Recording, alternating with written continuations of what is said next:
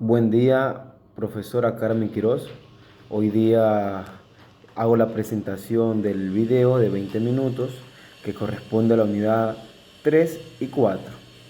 Eh, Les voy a dar una breve introducción a la unidad 3 con un contexto histórico. A finales del siglo XIX y principios del XX, la psicología buscaba consolidarse como una ciencia independiente y rigurosa. En ese momento, la disciplina estaba dominada por el estructuralismo de Wilhelm Wundt y el funcionalismo de William James, eh, que utilizaban la introspección como método principal. Esta consistía en que sujetos entrenados reportaran su estado mental consciente ante ciertos estímulos. Sin embargo, este método fue duramente criticado por su falta de objetividad científica, ya que las experiencias subjetivas no podían ser medidas, observadas ni replicadas por otros científicos en un laboratorio. En este entorno de insatisfacción metodológica nació el conductismo, una corriente que rechazó por completo el estudio de la mente inconsciente o consciente y propuso que el único objeto de estudio legítimo para la psicología era la conducta observable y medible. Eh, Voy a hablar un poquito del conductismo clásico, los experimentos de Pavlov. Este tuvo el nacimiento del conductismo clásico, está ligado al trabajo del fisiólogo ruso Iván Pavlov, mientras estudiaba procesos digestivos de los perros. Pavlov observó un fenómeno peculiar: los animales salivaban no solo cuando la comida entraba en contacto con sus bocas, sino que también ante estímulos visuales o auditivos, que típicamente precedían a la entrega del alimento, como los pasos del asistente o el sonido de la campana. A través de experimentos rigurosos, Pavlov sistematizó este proceso de aprendizaje por asociación conocido como condicionamiento clásico.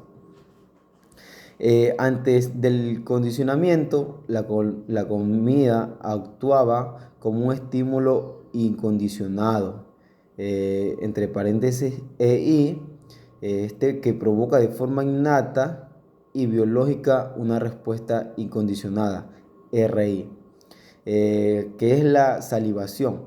Por otro lado, un sonido como el de una campana es un estímulo neutro, EN, que inicialmente no genera ninguna respuesta digestiva. El experimento consistía en presentar el estímulo neutro inmediatamente antes del estímulo, incondicionado de forma repetida. Tras varias asociaciones, el estímulo neutro se transformó en un estímulo condicionado, EC, capaz de provocar por sí mismo una respuesta condicionada. La salivación en ausencia de comida. Eh, John Watson y el condicionamiento clásico en humanos. John Watson es considerado el fundador oficial del conductismo en Occidente. A partir de la publicación de su manifiesto de 1913, Watson radicalizó la postura de Pavlov y afirmó que la psicología debía predecir y controlar la conducta. Sostenía la hipótesis de que los seres humanos nacen con una estructura mental casi en blanco y que el entorno moldea por completo la personalidad. Su frase más célebre afirmaba que si le daban una docena de niños sanos, él podía transformarlos en cualquier tipo de especialista, desde médico hasta ladrones, independientemente de sus talentos o raza. Para demostrar que las emociones humanas también se aprenden por acondicionamiento clásico, Watson y su asistente Rosalind Reiner llevó a cabo el polémico experimento del pequeño Albert. Albert era un bebé de pocos meses que inicialmente no mostraba temor hacia los animales peludos, como las ratas blancas. Este es un estímulo neutro. Durante el experimento, cada vez que Albert intentaba tocar la rata, Watson golpeaba una barra de metal con un martillo justo detrás de la cabeza del niño, produciendo un ruido estruendoso, el estímulo incondicionado, que provocaba un llanto natural de miedo, respuesta incondicionado.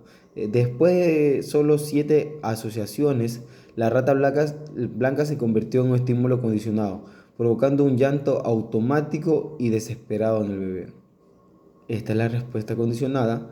Además, observó un fenómeno de generalización, donde Albert comenzó a mostrar miedo ante estímulos similares que antes no temía, como perros, abrigos de piel o máscaras de Santa Claus. El condicionamiento operante de Skinner, mientras que el condicionamiento clásico explica conductas involuntarias automáticas y reflejan ante estímulos previos. El condicionamiento operante explica conductas voluntarias y completamente basadas en las consecuencias que siguen en la acción. El máximo oponente de esta corriente fue Skinner, quien argumentó que el comportamiento humano está determinado por el ambiente y los refuerzos del entorno, eliminando la noción del libre albedrío.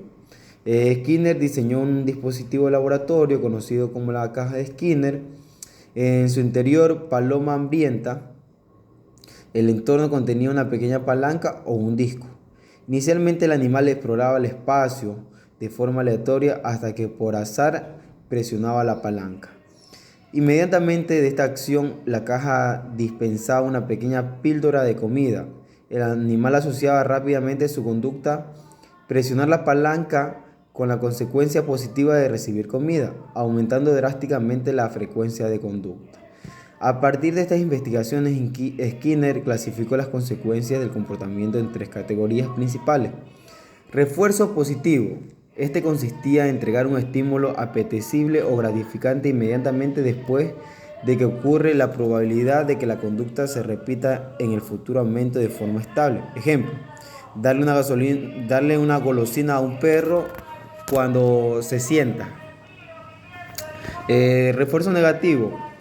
Consiste en retirar o eliminar un estímulo aversivo, molesto o doloroso inmediatamente después de que el sujeto realiza la conducta deseada.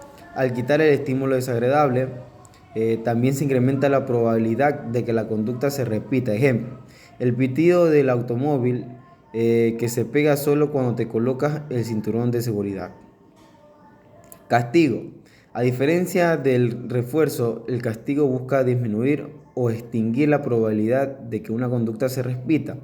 El castigo positivo implica aplicar un estímulo adverso tras la conducta. Ejemplo, una reprimenda verbal. El castigo negativo implica retirar un estímulo agradable tras la conducta. Ejemplo, quitarle los videojuegos a un adolescente por reprobar un examen. Economías de fichas. Es una aplicación clínica educativa directa del condicionamiento operante. Consiste en entregar fichas, puntos o calcomanías inmediatamente después de que el sujeto emita conductas deseables previamente pactadas. Estas fichas no tienen un valor intrínseco, pero posteriormente pueden ser acumuladas y canjeadas por reforzadores reales y privilegios tangibles, como tiempo de recreo, juguetes o actividades preferidas. Aprendizaje vicario Albert Bandura. A mediados del siglo XX, el conductismo radical comenzó a mostrar limitaciones para explicar aprendizajes humanos complejos que ocurrían de forma inmediata sin necesidad de refuerzos directos ni de un proceso lento de ensayo y error. Fue aquí donde Albert Bandura introdujo un puente conceptual fundamental a través de su teoría del aprendizaje social, posteriormente llamado teoría cognitivo-social. Eh, para demostrar esta teoría, Bandura ejecutó el famoso experimento del muñeco bobo. Dividió a un grupo de niños en varias condiciones experimentales. Un grupo observó a un adulto agredir física y verbalmente a un muñeco inflable llamado Bobo. Otro grupo observó a un adulto jugar de forma pacífica y un tercer grupo no vio ningún modelo. Posteriormente, los niños fueron conducidos a una habitación llena de juguetes que incluía al muñeco Bobo. Aquellos niños que habían observado el modelo agresivo imitaron con precisión exactamente los golpes, patadas e insultos del adulto, e incluso desarrollaron nuevas formas de agresión. Este experimento demostró que de manera contundente que el aprendizaje puede ocurrir de forma cognitiva a través del procesamiento de la información visual sin necesidad de que reciba un premio o castigo físico inmediato. El surgimiento del cognitivismo se da a finales de los 90. Se produjo un cambio de paradigma histórico como la revolución cognitiva. El conductismo no era suficiente para explicar fenómenos humanos como el lenguaje, la memoria a largo plazo, la resolución de problemas abstractos. Los científicos adaptaron la metáfora del ordenador o de la computadora para entender la mente humana. La mente ya no era una caja negra inaccesible, sino un procesador activo de información que recibe datos del entorno. Input, la codifica, la almacena, la procesa y genera una respuesta conductual, el output. Tres claves tres claves en esta transición. Jean Piaget estudió cómo los niños construyeron su estructura cognitiva a través de la etapa del desarrollo biológico, demostrando que el pensamiento infantil es cualitativamente diferente al del adulto. Jerome Bruner desarrolló el concepto del aprendizaje por descubrimiento, argumentando que los estudiantes aprenden de forma más profunda cuando interactúan activamente con la realidad y descubren los conceptos por sí mismos en lugar de recibirlos de forma pasiva. Neisser publicó en 1990 el libro Funcional Psicología, unificando las investigaciones sobre percepción, atención, memoria y lenguaje bajo un marco metodológico, experimental y riguroso. Realizando una conclusión de esta unidad 3, ambas corrientes en la educación actual son inmensas y complementarias. El conductismo se aplica de manera efectiva en el diseño de rúbricas, en el manejo de la disciplina, y en muchos ámbitos más. El cognitivismo, por su parte, sustenta las estrategias de aprendizaje significativo, mapas conceptuales, la activación de conocimientos previos y el fomento de la metacognición, es decir, aprender a aprender. Ahora voy a hablar sobre la unidad 4, consiste en la psicología humanista, constructivismo y Gestalt. Ya, Abraham Maslow y la pirámide de necesidades, el gran articulador y pionero de este movimiento fue Maslow.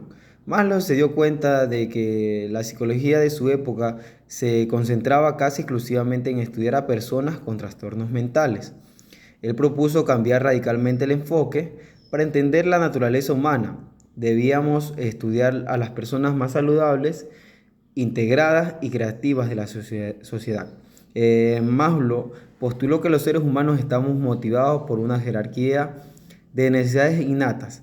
Esta teoría se organiza visualmente en una pirámide. La premisa central es que las necesidades de los niveles inferiores deben satisfacerse de manera prioritaria antes que los individuos puedan enfocarse en las necesidades de los niveles superiores.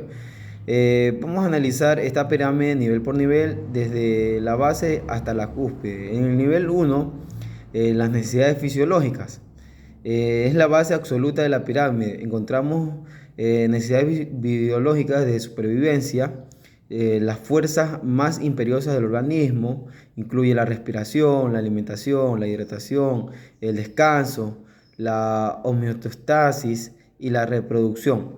Si una persona se está muriendo de hambre o no puede respirar, todo su aparato psicológico se moviliza exclusivamente para resolver esta carencia. En este estado, ninguna otra meta superior tiene relevancia. Necesidades de seguridad. Una vez que el cuerpo está saciado y estable, emerge el segundo nivel, la búsqueda de orden, estabilidad y protección. Aquí se ubica la seguridad física, la disponibilidad de un empleo, recursos financieros, la salud personal, la exigencia de un hogar o refugio que proteja el entorno. El ser humano necesita que su mundo sea predecible y no correr ningún peligro inmediato. El nivel 3, necesidades de amor y pertenencia. El, el individuo experimenta la necesidad social de conectar con otros. Somos seres gregarios por evolución. Este nivel abarca el deseo de dar y recibir afecto, de integrarse en grupos de amigos, de mantener relaciones de pareja y formar parte activa de una familia. El nivel 4 tenemos las necesidades de estigma o reconocimiento. Estas son las conexiones sociales consolidadas. Surge la necesidad de valoración tanto por parte de uno mismo como los demás. En el nivel 5 tenemos necesidades de autorrealización. Llegamos a la cúspide de la pirámide. A diferencia de los 4 niveles anteriores, más lo llamó necesidades de déficit porque surgen de una carencia. La autorrealización es una necesidad de desarrollar o de ser. Es el impulso por transformarse en todo lo que uno es capaz de llegar a ser. Significa desplegar al máximo los talentos, la creatividad, la moralidad y la espiritualidad individual. El autorrealizado no actúa como aprobación externa, sino por la pura gratificación intrínseca de expresar su verdadero potencial. Carl Rogers y la terapia centrada en persona. Esto revolucionó el ámbito de la psicoterapia clínica. Rogers consideraba que el término paciente detonaba pasividad y sumisión ante el conocimiento del experto. Por ello introdujo el concepto el cliente, posicionando a la persona como el verdadero experto en su propia vida y principal agente de su proceso de sanación. Ahora voy a hablar un poco del constructivismo de Piaget y Vygotsky. Esta corriente humanista, para adentrarnos en el constructivismo, con un paradigma epistemológico y pedagógico que transformó la educación básica y superior, el constructivismo sostiene que el conocimiento no es una copia fiel de la realidad externa. Jean Piaget y el constructivismo cognitivo, como ya hablamos en la unidad anterior, Jean Piaget se centró como el individuo construye el conocimiento de forma interna y biológica. Vygotsky y el constructivismo social, por otro lado, Vygotsky propuso una perspectiva radicalmente diferente y complementaria. Habló de una zona de desarrollo próximo. Este concepto más célebre de Vygotsky es la zona de desarrollo próximo, definida como la distancia entre el nivel del desarrollo real del sujeto, lo que puede resolver de forma totalmente autónoma, el nivel de desarrollo potencial. La psicología de Gestalt y las leyes de la percepción. Gestalt surgió como una reacción directa al enfoque asociacionista y estructuralista de la época, que intentaba descomponer la mente en átomos elementales de sensación. Los gestaltistas afirmaron que de manera contundente su axioma principal, el todo es más que la suma de sus partes. Nuestra mente no percibe parches aislados de la luz, color o sonido para luego unirlos como un rompecabezas. Víctor Frank y la logoterapia, regresando a las vertientes más profundas del humanismo y del existencialismo europeo, debemos estudiar la figura de Víctor, un neurólogo psiquiatra austriaco y superviviente de campos de concentración nazis. Fundó la logoterapia, considerada la tercera escuela vienesa de psicoterapia. El término deriva de la palabra griega logos, que en este contexto significa sentido o propósito. La logoterapia defiende que la vida humana conserva un sentido potencial bajo cualquier circunstancia, incluso en situaciones de sufrimiento absoluto. Para hacer una breve conclusión de la unidad 4, la psicología humanista nos recordó que somos seres libres, orientados a la autorrealización y dignos de una aceptación incondicional.